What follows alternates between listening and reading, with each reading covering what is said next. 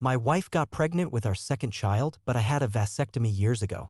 I took a DNA test out of suspicion and found out neither child is mine.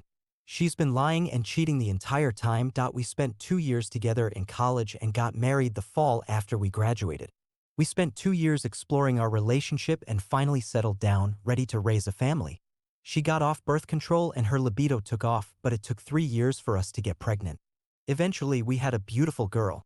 After a couple of months, my wife got back on birth control and had a hard time with it. Her doctor switched her medications several times, but she experienced bad side effects with each one. We talked about it and were unsure if we wanted another child. Since it was easier for me to get a vasectomy reversed later if we decided to have more children, I had the operation. That was 3 years ago. After coming off birth control, my wife felt better and SEGS has been worry-free since we could no longer get pregnant. We actually have SEGS more now than we did in college. Then 3 weeks ago, my wife was late for her period, which isn't that unusual for her. I noticed she had some tenderness in her chest and started showing what seemed like signs of morning sickness. I know there have been cases of nature reversing vasectomies, so I went to the doctor and had my sperm count checked. The verdict was that I'm still sterile, but I didn't tell my wife. My wife eventually went to her doctor and confirmed she was pregnant. She asked me to go to my doctor to get tested. I didn't go right away because I was literally sick from the stress of the situation. I had all sorts of sick scenarios going through my head. In the end, I got retested and took my daughter in for a DNA test. I got both test results back today and got violently ill after reading them. Yes, I am sterile, and no, my daughter isn't mine. When my wife got home, I showed her my test and she denied any wrongdoing, claiming there was a problem with the test. I showed her the test from last week and she broke down crying.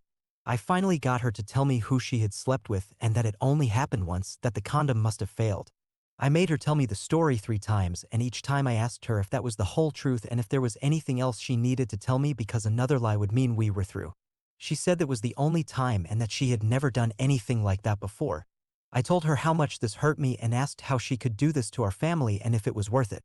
I asked if she wanted a divorce and she pleaded with me to forgive her and put this behind us. I said I couldn't raise someone else's child and asked if she would be willing to terminate the pregnancy in order to stay together. She cried the rest of the night, but when we went to bed, she said she would do whatever it took to save our marriage. I never brought up the DNA test. I will contact a lawyer next week to see what my options are regarding child support for our first child. If she had come clean about the father of our first child, I could have swallowed my pride and tried to work to forgive her, but she thought she was in the clear and didn't need to confess to anything else. There's no telling what I'll never know. /relevant comments. Additional info from Ob. Depending on my lawyer's advice, I plan to tell my mom and dad about the situation ASAP before my brother lets it slip. Editor's note. Ob mentioned in another comment that he broke down and told his brother, who is the only one that knows so far. If my wife doesn't tell her family about the affair, I will win / if we go over there for Christmas. I may reveal a copy of the DNA test then as well. I know from friends who have gone through divorces that moving out is a bad idea for a legal claim to the house. Again, it depends on what legal advice I get tomorrow, but my wife doesn't have anyone nearby she could move in with, and her moving back home would mean not being able to keep her job. Some people here and a couple of friends have said I shouldn't turn my back on her / our daughter and that it's not her fault. But she has her mom's green eyes and blonde hair, and I know that when I look at her, it would be like rubbing salt in an open wound. A healthy relationship with her going forward isn't likely. A few weeks ago, I was hurt but kind of numb. Now I can feel the resentment, anger, and maybe even hate starting to fester more and more each day. I think a check-in with my doctor may be in order to see if he can refer me to a therapist or counselor. Commenter. Quick question: is the affair partner married or in a relationship? Is it possible that they're the father of both children? If they are married, then she needs to contact the affair partner's wife. Opie's response. The affair partner is married but didn't live in our state when the first child was born. I have no evidence that she's telling the truth about who her affair partner actually is, so telling his wife without proof seems unfair if my wife is lying. Opie adds an edit to his post. My lawyer is awesome.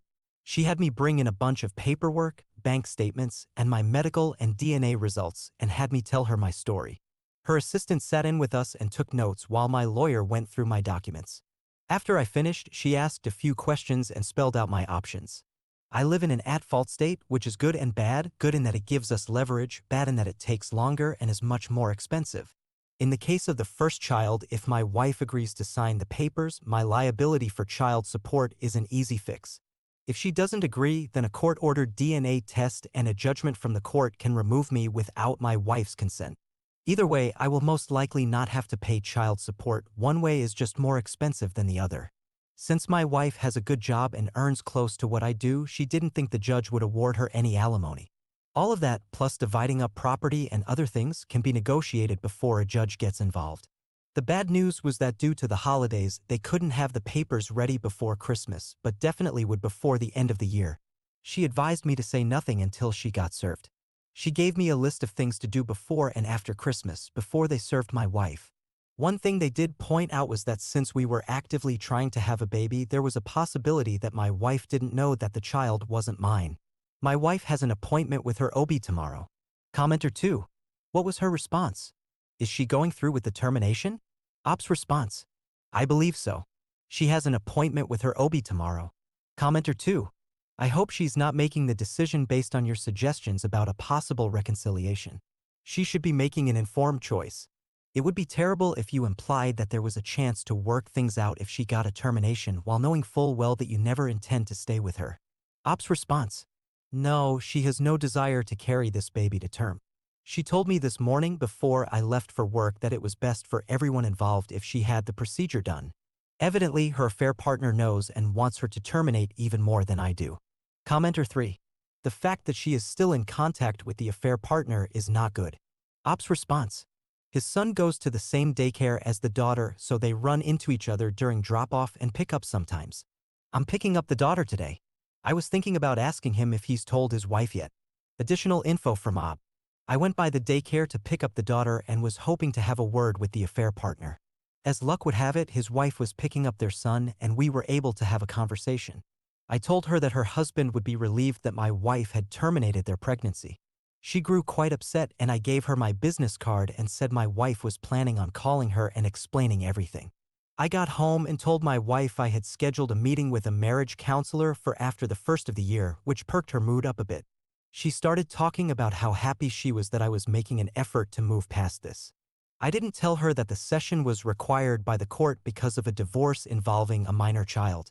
Then my phone rang. It was the affair partner's wife.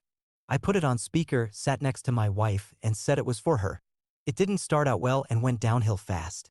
My wife's story contradicted itself a couple of times, and that was not missed by the affair partner's wife. She maintained it was just segs and kind of threw the affair partner under the bus a little toward the end. There was a lot of name-calling from the affair partner's wife and crying on both ends of the phone. After she hung up, my wife got mad and asked why I talked to her. I said that telling his wife about the affair was part of our deal and I just stumbled on a chance to set that up at the daycare. I fixed myself a drink and came back into the living room to see her texting on her phone. I got close enough to see what she was typing before she realized I was there. I told her that if we were going to get past this, she would have to go no contact with him and asked to see her phone. She agreed not to contact him again but said her phone was private, so I dropped it. I asked if she had had a chance to tell her family about all of this yet and she said no. I just let it go at that. Update 12 days later. So I met my sister at my house and we started moving my stuff to her house while the divorce goes through, or at least until my soon-to-be ex-wife leaves and I get possession of the house. We took 4 carloads to her house and came back for the rest. My sister felt it was important for her to be there for support and as a witness. I also moved the nanny cam into the living room so it could record everything to the cloud. At about 10:45 a.m. I got a text from the lawyer saying she had been served. I sent her an email saying that I was at the house when she was ready to talk. A couple of minutes later, I got a text from my wife saying, "Why? Blah blah blah."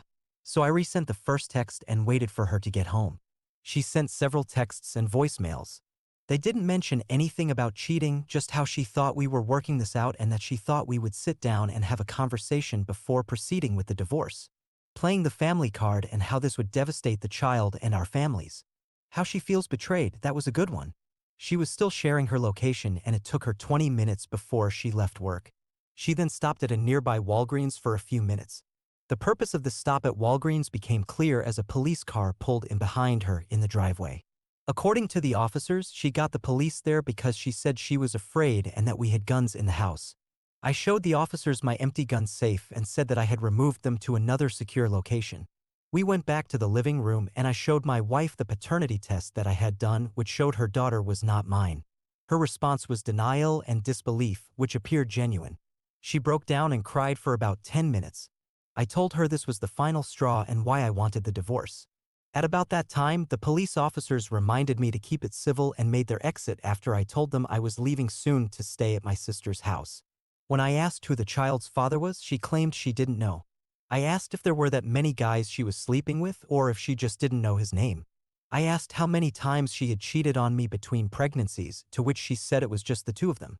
I told her that I had said earlier that if she didn't tell the whole truth, I was done. I reminded her I also told her that I wouldn't raise someone else's child and that she had better figure out who the real father was because I wasn't paying child support for someone else's baby. She wanted to know what we were going to tell our daughter, and I said that was up to her because this was her mess and I wasn't taking the blame or cleaning it up for her.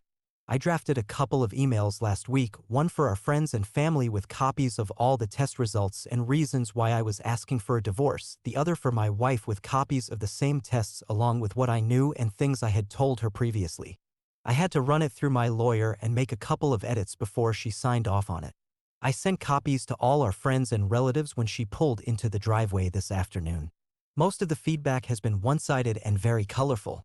In the end, I told her if she had been truthful, we might have been able to work things out.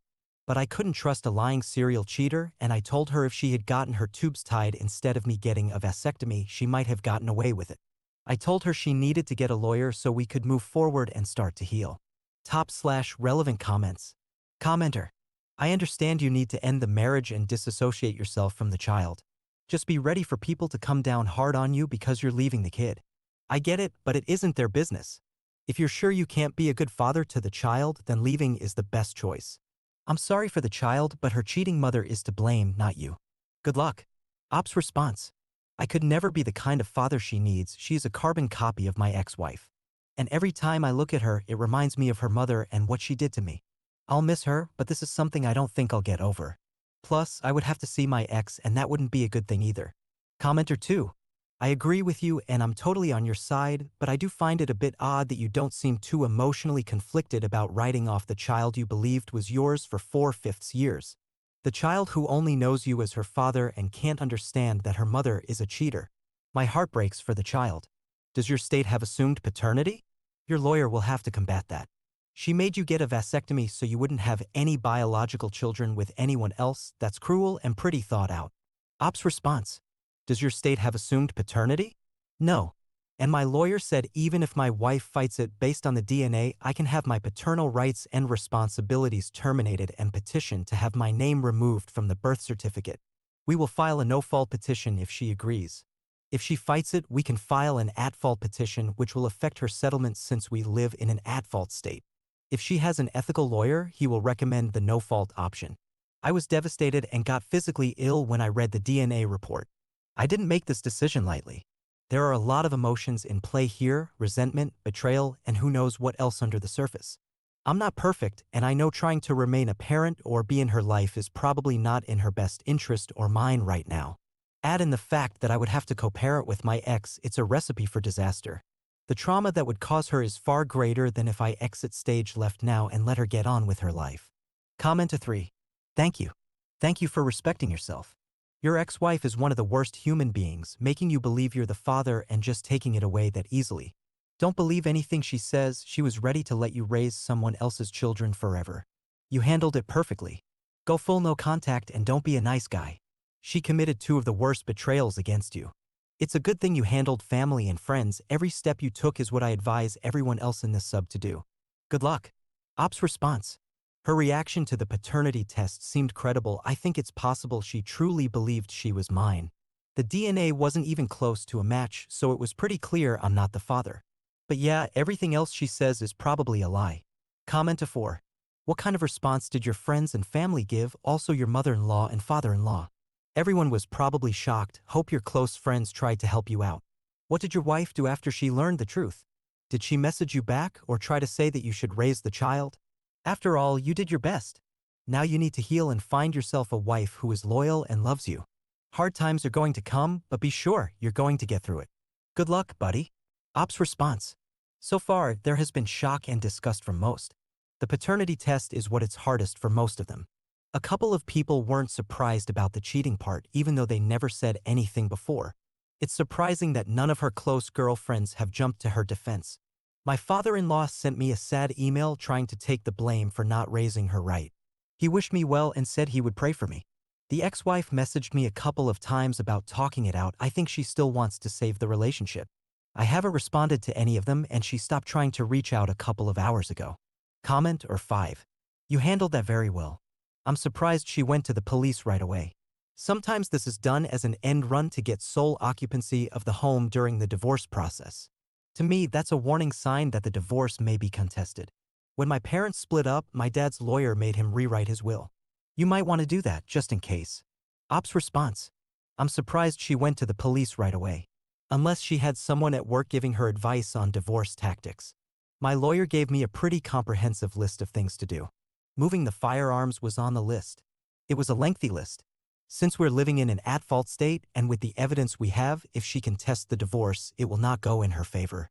Op adds an edit to his post. We had our second meeting with the lawyers today and we signed off on almost everything except the house.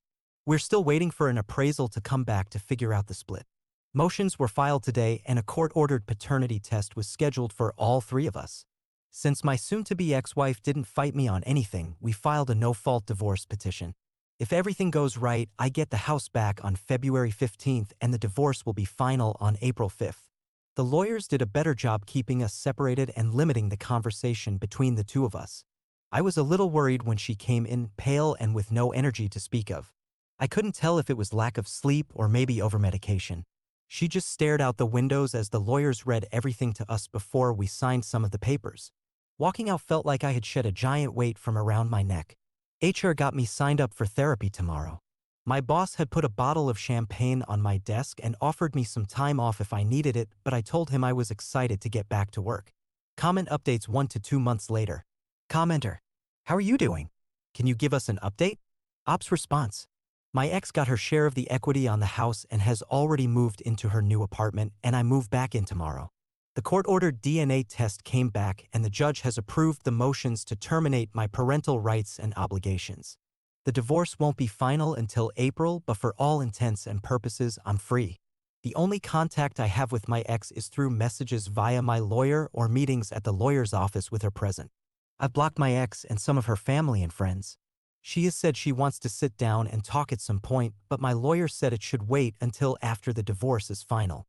I had dinner with the affair partner's wife again as we keep each other up to date on our ex-spouses. I almost feel sorry for him. She got him fired and is determined to drag out the divorce and inflict as much pain as possible. Commenter 2. How did she get him fired? Op's response.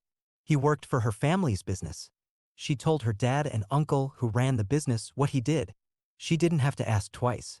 They took his laptop, company phone, credit card, and company car the next morning with no notice. All he got was a cardboard box with his personal stuff and was escorted out. All in about 15 minutes. Commenter 3. You had dinner with her twice. I get the impression that you like her. You could have easily caught up over the phone. Sometimes both betrayed spouses become support systems for each other. It's not uncommon for both betrayed spouses to really like each other and for more to develop, or am I reading into this too much? Op's response. Comrades in arms, so to speak. We've been able to fill in the holes of what we know about our spouses' affairs.